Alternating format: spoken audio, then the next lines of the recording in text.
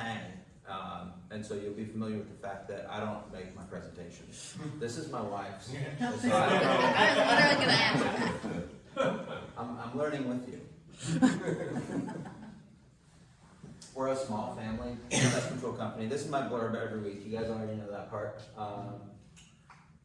This is our why. This is the part of the presentation everyone. It's my favorite part of the presentation when everyone else is speaking.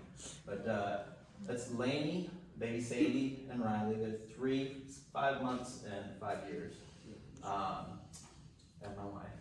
So we're a happy, normal family. Define normal. So this is kind of just credentials. Like, and most of this doesn't mean anything to you. It's just there to prove that I know what I'm talking about. We trust you. Yeah, I'm licensed. Between my brother and I, we have 20 years of experience. I have more than him. We're wildlife control agents, and we recently graduated the Premier Tech program with the NCPMA. We offer wildlife mosquito. So basically, the core of our business is our subscription model, general pest control. We come out once a quarter and we service your home, primarily on the exterior. We want to keep bugs out so that we're not coming in and spraying pesticides in your house, because nobody likes that. And I've got kids and I've got pets and we keep bees, and so I want to treat your property the way I treat my property and not poison everything. So this is kind of just a list of some of the bugs and critters that are included. And pricing, I told her not to put it in. I hate talking about pricing, but for most homes, you're going to be $50 a month. That's going to cover everything on the previous slide. We're going to come out quarterly. We remove all your spider webs. We remove wasp and hornets nests that are accessible during your treatment. We come back for free anytime you need us to. Interiors included as needed. So if you see consistent roach activity up in your son's bedroom, there's probably a harborage in an attic space, and you can crawl up in there and find it and do some exclusion work. Termites will eat your house. I mentioned this at our last meeting during my blurb. Just if you don't have a termite bond on your home, get an inspection done, because they do a lot of damage, and people tend to not look in their crawl space. So this is some evidence. Yeah, this one was cool. This is a house that was built this year, and so people tend to have there's a common objection when you pitch pest control that it's a brand new house. We're not going to need anything for a while. Depending on who did the pre-treatment for that home and how they did it, you might really need to have somebody look at it. Because whether the person who did the treatment on this home didn't use efficacious products, they didn't mix their chemical properly, they did it in the rain, they didn't do it at all.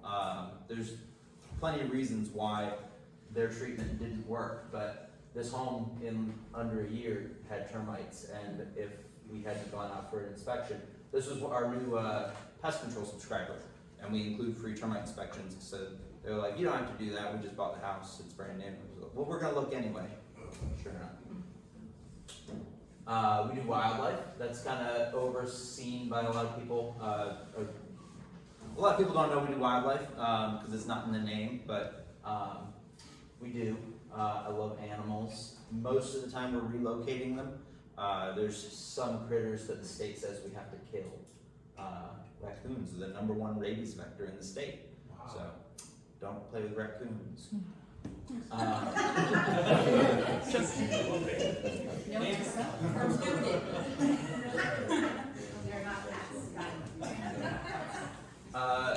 mosquitoes. The most effective way to control mosquitoes is backpack clogging. That guy in the bottom left picture, he's got a tank filled with biphen. And this was immediately after I got off the neighbor's roof and rescued. There were honeybees inside the neighbor's roof. So we cut those out to relocate them. And as soon as we're about to leave, he pulled up and starts blowing this fog everywhere. There's chemical dripping out of his tank down his leg. There are different levels in this game. It is the most effective way to control mosquitoes. It's also the most effective way to kill honeybees and ladybugs and butterflies and all the bugs that you love. There's no way for him to control that mist and send it exactly where it needs to go. So it's landing on flowering plants, it's landing on all kinds of things that pollinators are going to do. So we don't do that. We use the system you see me installing on right there. It's basically a bucket full of water. We put in a yeast tablet with an attractant in it. The pregnant female mosquitoes are drawn into that bucket. They land on the gauze there, the white thing between the bucket and the lid. And they sit there and lay their eggs. And while they're doing that, there's a dust on that gauze that clings to their body because it's static charged, and mosquitoes are static charged because they're flying all day. And so it clings to them and they fly off. They have been coated with a fungus and a larvicide. That fungus is going to kill them, but it's going to take 10 days to do it. In the meantime, she's going to fly around and lay other clutches of eggs. The Aedes mosquitoes, what we have the most of in this area, they'll lay about 15 to 20 clutches of eggs. And each time she lands, she's going to deposit some of the larvicide that's stuck to her body in those bodies of water. That larvicide is going to prevent her larva from pupating into an adult mosquito, as well as the larva of any other mosquito that lands in those bodies of water. So other mosquitoes don't have to find our trap for us to eliminate them. They just have to find any source of water that some mosquito did find. So like I said, it's not as effective as bifenthrin fogging, but if you care about the environment and you want to mitigate your mosquito population without the negative effects of bifenthrin fogging, then this is into care. It's a service we can add on to your pest service. We do fire ant treatments. That's a really common question. A lot of people will call us out and then tell me about how they treat them themselves, and it's grits or baking soda or some hokey thing they read online. That stuff doesn't work. You'll kill some ants, but anything you do that kills some of a colony of fire ants will alert the rest of the colony to create new queens, where they'll spread out and create new satellite colonies. Same thing as you run over them with your lawnmower. You're going to have more mounds around your yard until they've taken over. We'll do a topical treatment of the whole lawn with a granule, soaks into the soil, and it will prevent fire ants from building. Best time to do that is right before the spring. So if you typically have a problem with fire ants, give us a call to take care of that before they emerge. This is the fun part of what we do. If I could just do this and forget all the other bugs, then I would. My wife and I started beekeeping about 6 years ago, and it was just a hobby. We had a couple of hives in the backyard. When we started our company, we got a phone call asking if we could come get rid of some bees that were in someone's house. And get rid of to the customer meant come and spray these things, kill them. So we weren't going to do that. But I watched some YouTube videos, and I talked to the president of the Wake County Beekeepers Association, who used to do removals. And I got some tips from him, and I built myself a bee vacuum, and we went out and did our first removal. We've since then done over 100. This is the state surplus building in Raleigh. It's basically there's 2 stacks of brick with like a 3-inch gap in between, and they utilize that space. Bees will move into all kinds of areas that you wouldn't expect.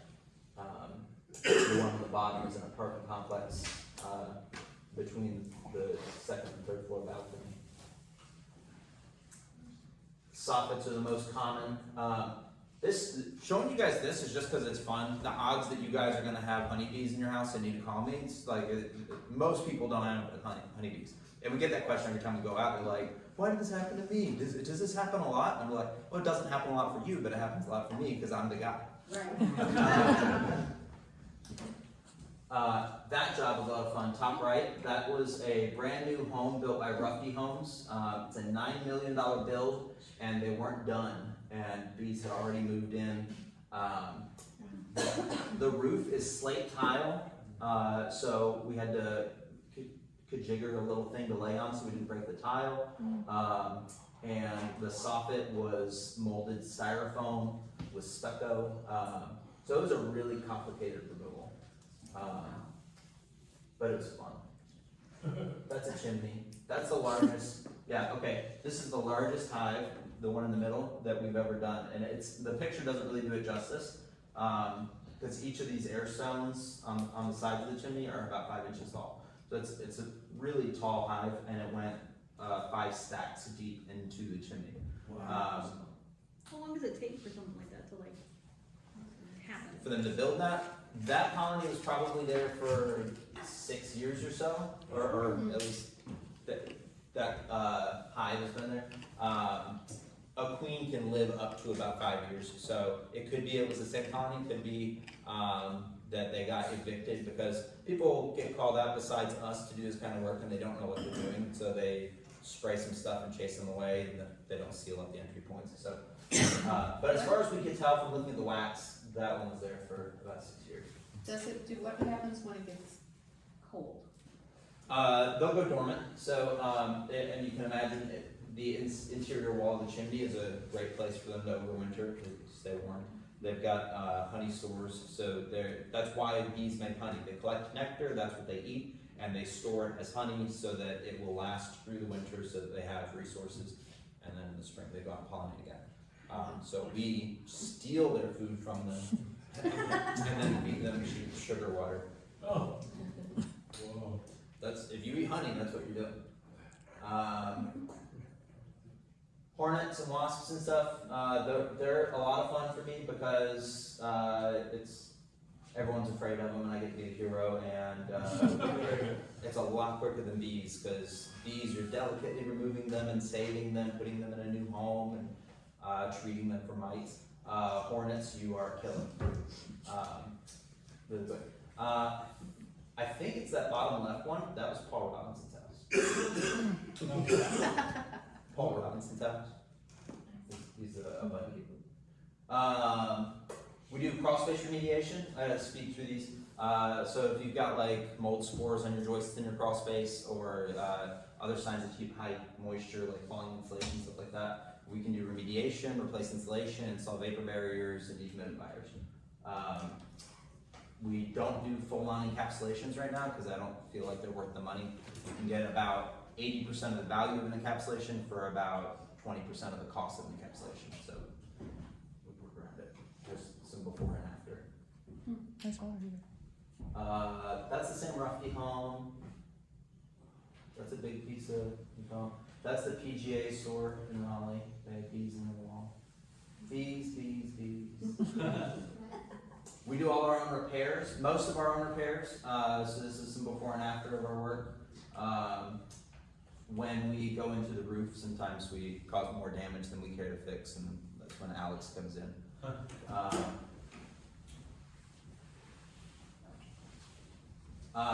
Go to our Instagram. If you like all the bee stuff, Chrissy does a great job creating content, videos, slideshows with pictures from our honeybee removals.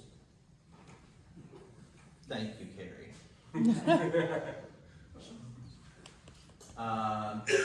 We've got a ribbon.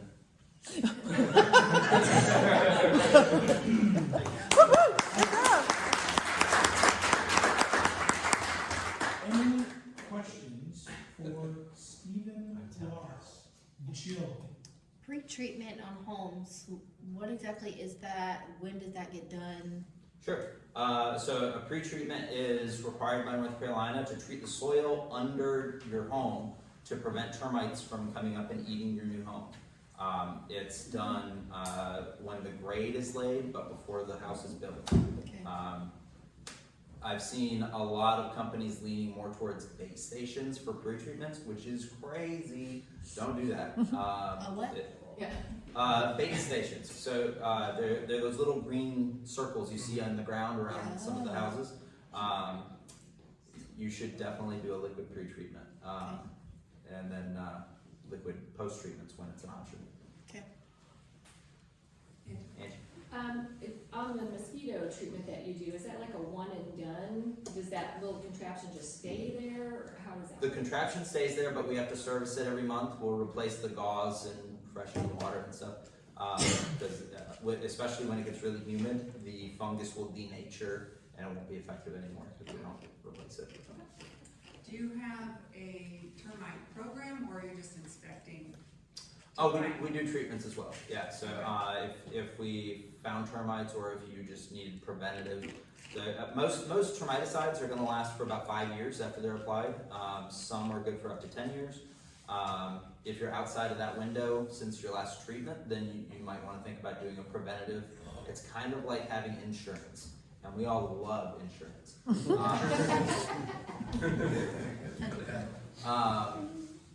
So yeah, we can do liquid treatments. We can install bait stations when it's when liquid's not an option. For instance, if your house is on a slab, you can't really dig a trench to apply the liquid where you would have to. Or if your home is encapsulated, then you wouldn't want to cut the encapsulation out to apply liquid termiticide. But we have options. There's not one right answer for every home. We kind of tailor it to your home and your needs. With the mosquito treatment that you're talking about, needing to service the equipment every month, being that you do quarterly visits, if mosquitoes were part of it, you would then come out to service it every month, or? Yeah, we would do your mosquitoes every month and the general pest control every quarter, but typically if someone has both services, we'll text them ahead of time and just make sure, hey, do you have any pest issues we should be aware of? And we'll do an extra Speaking service of over there. insurance agents, can I get a picture of you with that hat on to send to your agent? I think he'd love that. And then is there anything we can buy to spray now? We'll just bring it. All right, that's time.